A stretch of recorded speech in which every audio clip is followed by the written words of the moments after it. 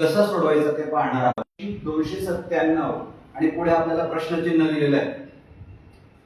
तर हा प्रश्न सोडवायचा कसा, बऱ्याचदा विद्यार्थी गोंधळात पडतात। याच्यातला डिफरन्स शोधून पाहिला, लगेच पुढची संख्या लहान येते म्हणून तोही क्यू चालत नाही। तर ह्या प्रश्नाचं उत्तर सोडवताना सगळ्यात सोपी ट्रिक्स वापरायची आहे। बघा, पहिला आणि तिसरा अंक यांची बेरीज करा, 2 अधिक 1 3। पुढच्या संख्येत तेच आहे, 5 अधिक 3 8, 2 अधिक 7 9।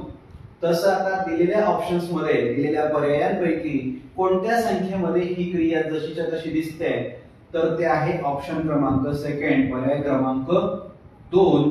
4 अधिक 3 यांची बेरीज येते 7 आणि हेच आपल्या प्रश्नाचं उत्तर आहे। या पद्धतीने बुद्धिमत्तेतले प्रश्न आपल्याला सोडवायचे असतात।